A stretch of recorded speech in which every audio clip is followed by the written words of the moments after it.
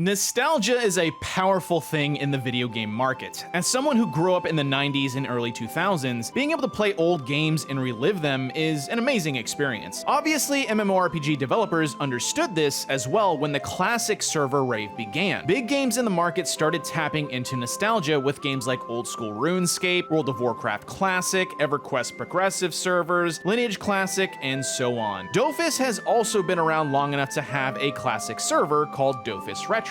Yeah, isn't that crazy considering most of my audience had never even heard of these games until my videos? Yeah, well, you know, that's just like, your opinion, man. It's crazy to think that the game is that old, not to mention being completely built within the archaic Adobe Flash software. Modern day Ankama Games with Waven, Wakfu, and Dofus all have a modern experience with relatively eased progression and mechanics that help hook in new players into the respective games. All of the Ankama titles I've covered are free-to-play tactical turn-based MMORPGs. Retro, however, does require a paid subscription to play, with the subscription luckily being only about $6 a month. Much like other classic experiences, Dofus Retro aims to capture the old school feel of Dofus with some additional quality of life changes. Now, many of the points I make in my Dofus video will overlap for Dofus Retro, but there are some differences here. So is Dofus Retro worth checking out? Let's talk about it.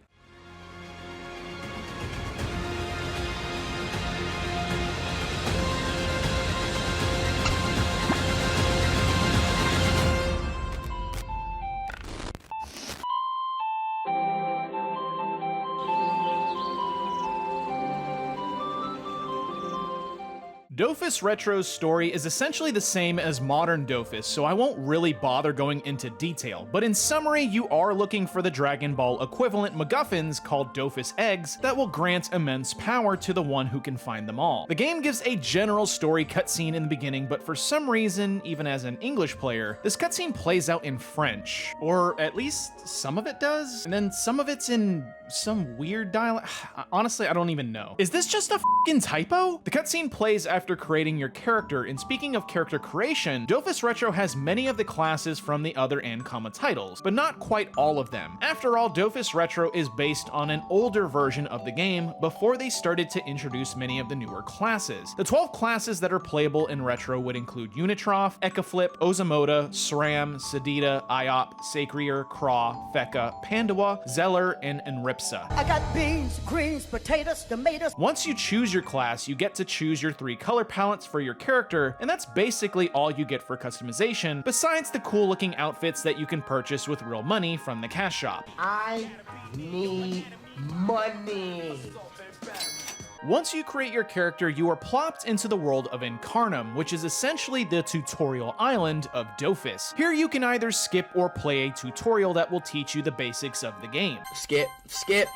Whether you skip the tutorial or not, you'll get to explore quite a large area. The newbie island will teach you everything you need to know. All the gameplay features are here, from questing, tactical combat, profession/crafting, and finally PvP. Combat is obviously going to be the main feature you'll be spending most of your time engaging with, and much like modern Dofus, it's fun as well as challenging. If you've watched all of my other videos on Waven, Dofus, and Wakfu, there isn't really much else to comment on here other than if you like tactical turn-based combat, then you'll still probably like it in Retro. I can say that Retro does have a more challenging gameplay experience to its combat though, because certain classes are less solo friendly, which can be a good thing or a bad thing. Damn it! Retro's gameplay is much slower paced, which leads to a lot more grinding or having people power level you depending on your server and class. See, this isn't much of a difficulty in Modern though, because they added a lot more spells that can help you solo no matter what class you are. Classes have a much different feel to their Modern counterpart in Retro in the fact that Dofus Retro's classes all have a much more defined role in combat. To give an example, in Modern Dofus, all the classes can essentially essentially solo in some shape or form because they were all given spells that help deal damage or make up for something they lacked. Retro isn't as forgiving as that. Classes actually have set roles defined for them. The Summoner class, for instance, specifically learns mostly summoning spells, which makes sense. You only get a few damage dealing spells as the Summoner. Everything else they learn is specifically catered to their class's unique strength, which is summoning creatures. Fekkas, which is the defenders of the game, specifically learn defensive buffing spells. They don't really learn many damaging spells. Because of this, certain classes have a much easier time soloing than others. To an extent, that can be argued as class imbalance, and it can definitely feel that way in certain cases. Classes like the Sacred naturally have a high health pool and can deal a pretty good amount of damage. Compare them to a class like SRAM that starts with incredibly poor damage capabilities, but eventually opens up to having way more potential in its later levels. Each class has its strengths and weaknesses, and some will have an easier starting difficulty than others. And in my opinion, that's okay because each class does have its purpose. Every class has customization options that can help ease some of their drawbacks. Like modern Dofus, every level you gain will award 5 points that can be spent into Vitality, Agility, Chance, Strength, Intelligence, and Wisdom. These stats all relate to how much damage or how effective your spells are. You also get a spell point every level that can be spent into upgrading your current spells up to several ranks past its initial base level. Then of course you also have equipment that can be looted from enemies or quests, and finally stat improvement scrolls that are gained from exchanging items with NPCs or other various methods. Also remember that you have professions that can help you get gear and make money. Professions, however, feel a bit clunky in Retro. On the tutorial island, you can pick one profession to start from, which is lumberjacking, fishing, alchemist, and farmer. There are plenty of other professions like mining and tailoring and carving, but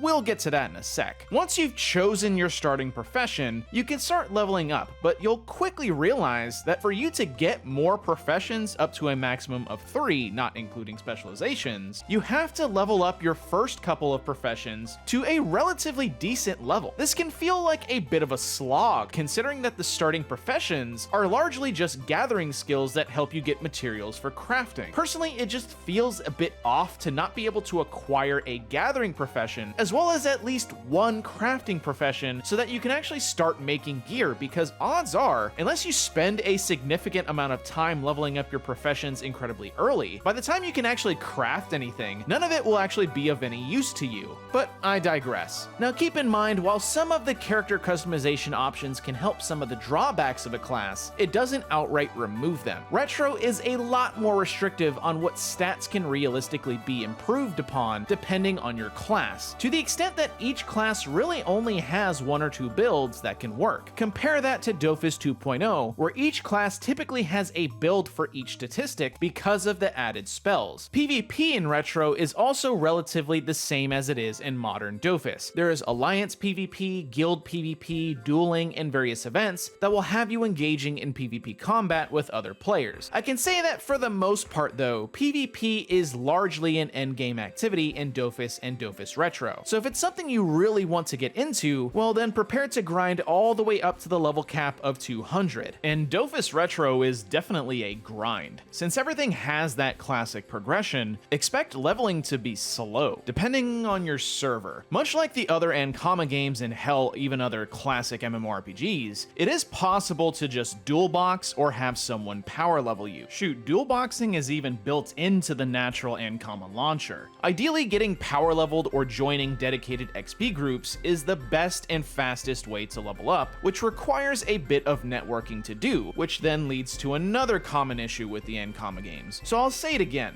Dofus Retro, much like Dofus, Wakfu, and Waven, doesn't have a big English community, so most of the players you'll meet may not even speak English, and that's honestly if they even talk to you. In the time that I played Retro, barely anyone talked unless it was on Tutorial Island. I'm not sure if the community is just a lot more quiet than the others, but I went hours without interacting with anyone. And it's not even that there is a lack of players here, because there is quite a number of people playing Retro. It's just for some reason the community community is pretty silent. It seems like the best way as an English speaker to really meet other players is to either shout constantly in town until someone responds to you, or find an external community through Discord, Reddit, or the Dofus Retro forum. The game could definitely use a global chat, or at least a zone chat that would allow you to talk to people in close proximity that are farther than just in the same screen you are on. Compare this to other games where global chat is constantly scrolling with people talking.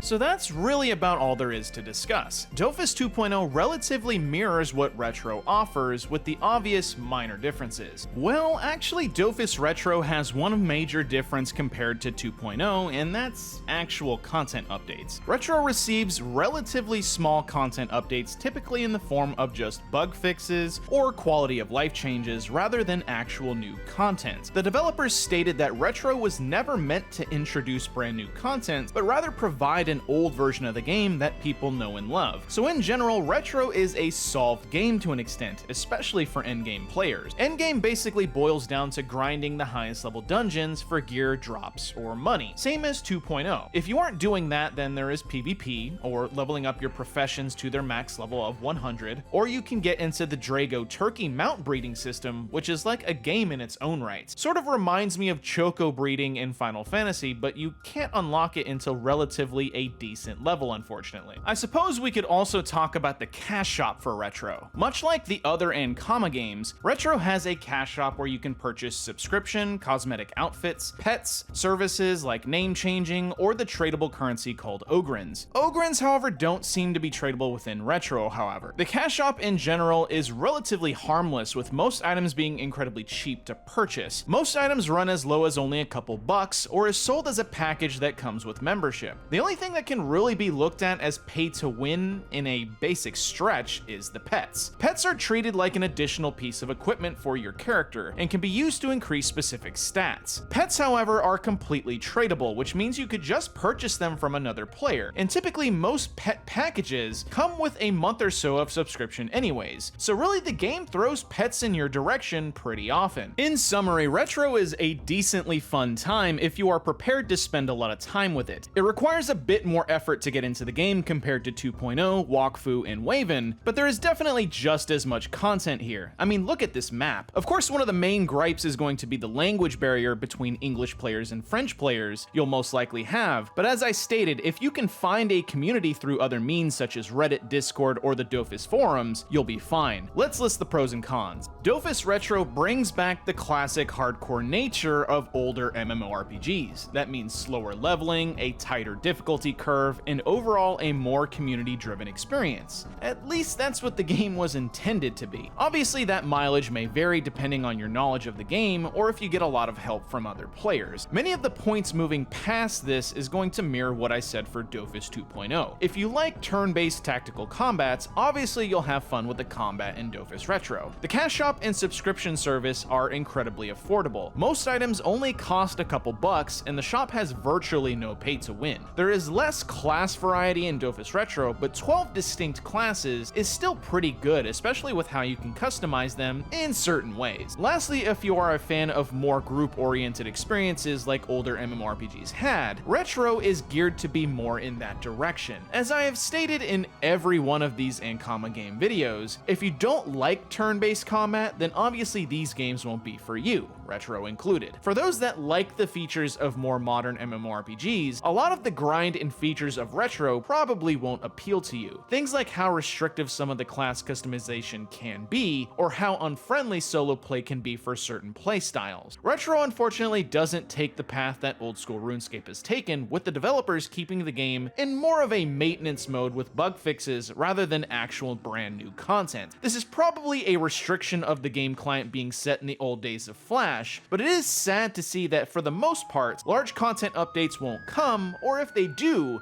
it's incredibly few and far between. Lastly, like the others, Dofus Retro has the same language barrier as an English-speaking player. Most players on the game most likely don't speak English, so it can be a bit of an alienating experience, but that's to be expected for a game that is much more popular in France.